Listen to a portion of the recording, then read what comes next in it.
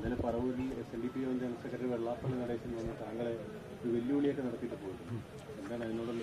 ഞാൻ പറഞ്ഞല്ലോ, ഞാൻ അന്ന് അദ്ദേഹം ഒരു കാര്യം പറഞ്ഞതിന് മാത്രമേ പറഞ്ഞുള്ളൂ, ഈഴവ വിരോധിയാണെന്ന് പറഞ്ഞതിന് ഞാൻ മറുപടി പറഞ്ഞു. എന്താണ്, ആർക്ക് വേണ്ടിയിട്ടാണ് അദ്ദേഹം സംസാരിക്കുന്നതെന്ന് എനിക്കറിയില്ല.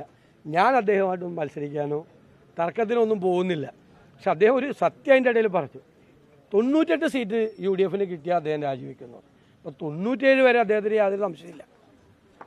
അദ്ദേഹത്തെ പോലെ പരിണതപ്രജ്ഞനായ ഒരു സമുദായ നേതാവ്, നമ്മുടെ സംസ്ഥാനത്തെ രാഷ്ട്രീയമൊക്കെ നന്നായി നിരീക്ഷിക്കുന്ന ഒരാൾ UDF ഒരു 97 സീറ്റ് വരെ കിട്ടുമെന്ന് സമ്മതിച്ചിട്ടുണ്ട്.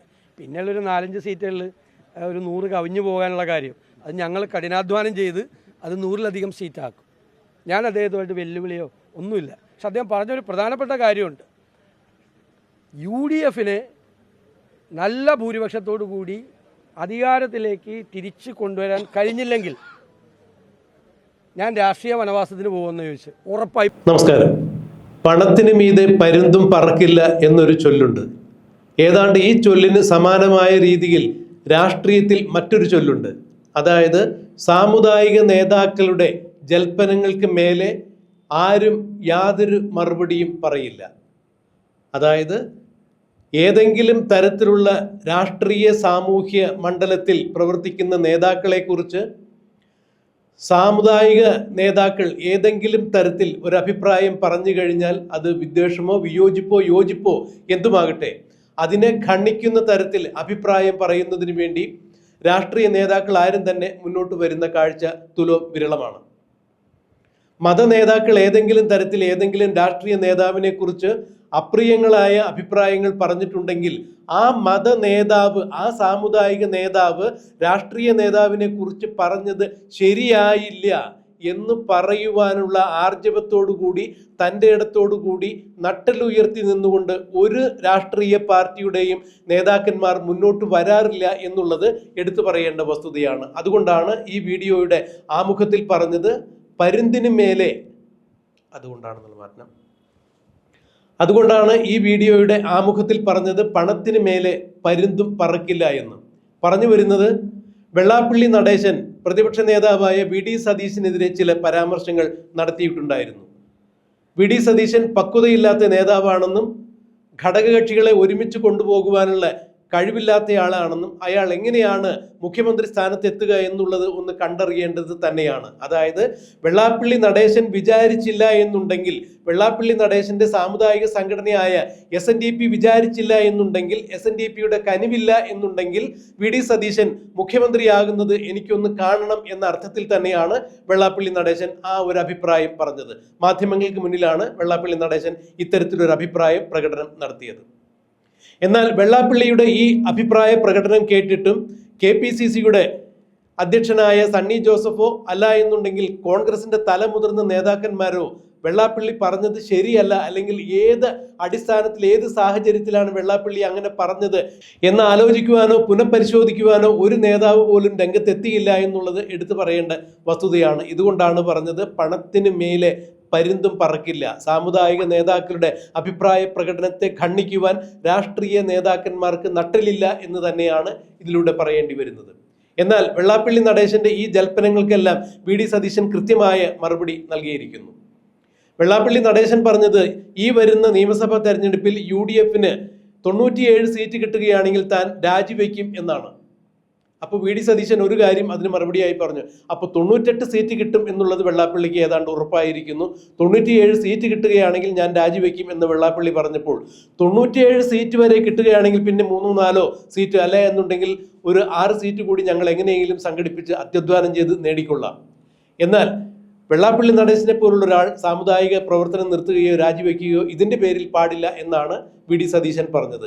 പകരം മറ്റൊരു കാര്യം കൂടി VD സതീശൻ പറയുകയുണ്ടായി, ഈ വരുന്ന നിയമസഭാ തെരഞ്ഞെടുപ്പിൽ UDF അധികാരം കിട്ടിയില്ല എന്നുണ്ടെങ്കിൽ താൻ തന്റെ രാഷ്ട്രീയ പ്രവർത്തനം ഉപേക്ഷിച്ച് വനവാസത്തിന് പോകാം എന്നാണ് പറഞ്ഞത്. അതായത് വരുന്ന നിയമസഭാ തെരഞ്ഞെടുപ്പിൽ UDF ഭൂരിപക്ഷം കിട്ടുമെന്നും മന്ത്രിസഭ രൂപീകരിക്കാൻ പറ്റുമെന്നുമുള്ള ഉറച്ച വിശ്വാസത്തോടു കൂടി തന്നെയാണ് VD സതീശനും UDF മുന്നോട്ട് പോകുന്നത്. ഇതിനിടയിൽ വെള്ളാപ്പള്ളി നടേശൻ എന്താണ് പറ്റിയത്, ആരുടെ താല്പര്യപ്രകാരമാണ്, ആരുടെ താല്പര്യം സംരക്ഷിക്കുന്നതിന് വേണ്ടിയാണ് വെള്ളാപ്പള്ളി നടേശൻ ഇത്തരത്തിൽ VD സതീശനെതിരെ ഉയർത്തിയ ആരോപണങ്ങൾ എന്നുള്ളത് മനസ്സിലാക്കാൻ കഴിയുന്നില്ല. എന്തായാലും രാഷ്ട്രീയത്തെയും രാഷ്ട്രീയ രംഗത്തെയും കൃത്യമായി നിരീക്ഷിക്കുന്ന വെള്ളാപ്പള്ളി നടേശൻ കൃത്യമായ പ്രീണന രാഷ്ട്രീയത്തെക്കുറിച്ച് ബോധമുള്ള ആൾ തന്നെയാണ്. കഴിഞ്ഞ കുറച്ച് നാളുകൾക്ക് മുമ്പ് മലപ്പുറത്ത് ചെന്നപ്പോൾ മുസ്ലിം ന്യൂനപക്ഷ വിഭാഗം അനാവശ്യമായ സമ്മർദ്ദങ്ങൾ ചെലുത്തി ആവശ്യമുള്ള കാര്യങ്ങൾ നേടിയെടുക്കുന്നു എന്ന് തന്നെയാണ് വെള്ളാപ്പള്ളി നടേശൻ തുറന്നടിച്ചത്. അതായത് മുസ്ലിം സമുദായത്തെ അകറ്റി നിർത്തുന്ന തരത്തിലുള്ള അല്ലെങ്കിൽ അവരെ വെറുപ്പിക്കുന്ന തരത്തിലുള്ള ചില അഭിപ്രായ പ്രകടനങ്ങളാണ് വെള്ളാപ്പള്ളി നടേശൻ നടത്തിയത്.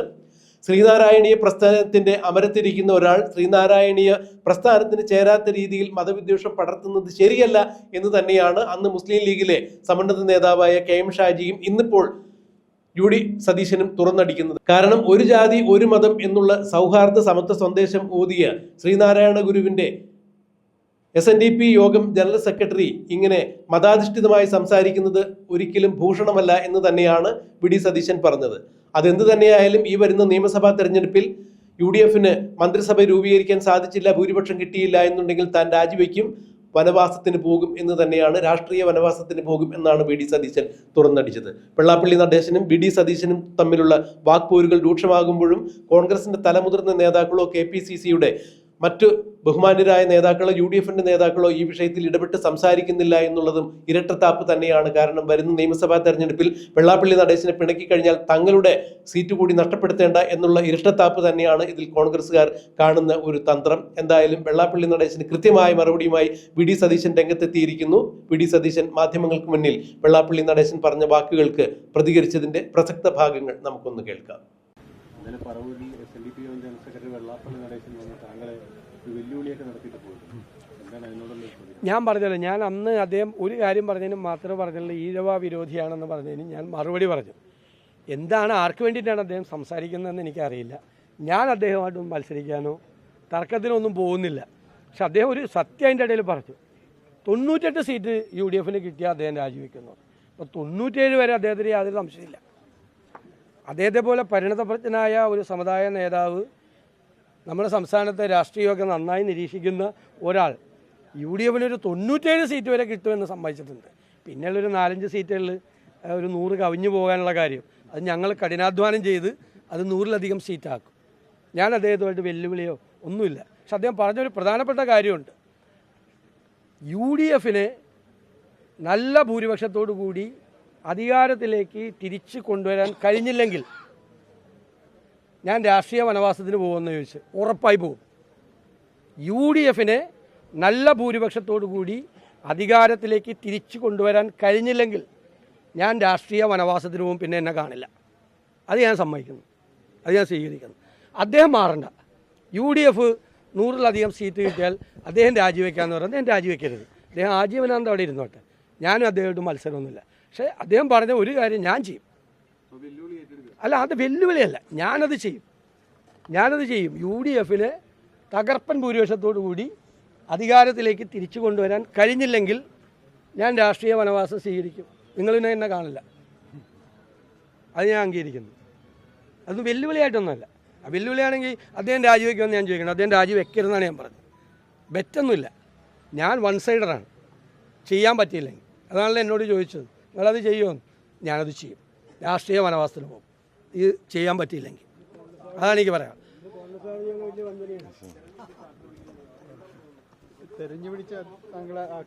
ഞാൻ അദ്ദേഹത്തിനെതിരായി ഒരു മോശമായിട്ടുള്ളൊരു വാക്കുപോലും പറഞ്ഞിട്ടില്ലല്ലോ. ഞാൻ പറഞ്ഞത് ഞാൻ ശ്രീനാരായണീയനാണ്, ശ്രീനാരായണ ദർശനങ്ങൾ ഉൾക്കൊള്ളുന്ന ഒരാളാണ്, അത് പ്രചരിപ്പിക്കാൻ വേണ്ടി കൂടി ശ്രമിക്കുന്ന ഒരാളാണ്. അത് എന്നും അങ്ങനെ ഇരിക്കും.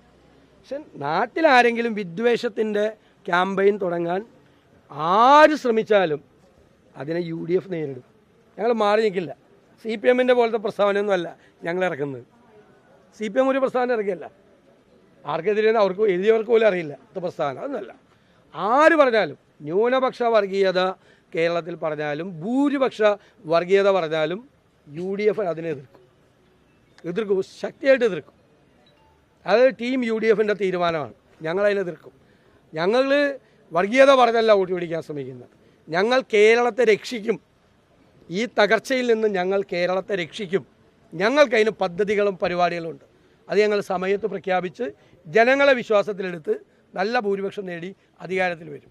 ആർക്ക് വേണ്ടിയിട്ടാണ് ഇത് പറയുന്നതെന്ന് എനിക്കറിയില്ല. എന്തിനാണ് ഞാൻ പറഞ്ഞല്ലോ, നമ്മൾ വർഗീയ വിദ്വേഷം പ്രചരിപ്പിക്കുന്നതിനെ മാത്രമേ നമ്മൾ എതിർക്കുള്ളൂ. അല്ലാതെ വ്യക്തികളായിട്ട് നമുക്കെന്താ പ്രശ്നം? നമ്മൾ സമുദായങ്ങളായിട്ട് ഏതെങ്കിലും പ്രശ്നമുണ്ടോ? ഏതെങ്കിലും സമുദായമായിട്ട് നമുക്ക് ഒരു വിഷയമില്ലല്ലോ. എല്ലാ സമുദായങ്ങളുമായിട്ടും ഞങ്ങൾക്ക് നല്ല സൗഹാർദ്ദവും നല്ല ബന്ധവും നല്ല സ്നേഹവുമാണ്. എല്ലാവരുമായിട്ടും നല്ല ബന്ധത്തിലാണ് ഞങ്ങൾ പോകുന്നത്. മറുപടി പറഞ്ഞല്ല, പറയാനുള്ള മറുപടി പറഞ്ഞു. പിന്നെ എന്നെക്കുറിച്ച് ഉപയോഗിച്ച ഭാഷ, ആ ഭാഷയിൽ ഞാനെങ്ങനെ മറുപടി പറയണത്? ഒന്ന്, ഞാനൊരു സ്ഥാനത്തിരിക്കുന്നു, ഞാൻ ഇരിക്കുന്ന കസേരയോട് എനിക്ക് നല്ല ബഹുമാനമുണ്ട്. ആ കസേരയിൽ ഇരുന്നുകൊണ്ട് അത്തരം വാക്കുകൾ ഉപയോഗിക്കാൻ പാടില്ല.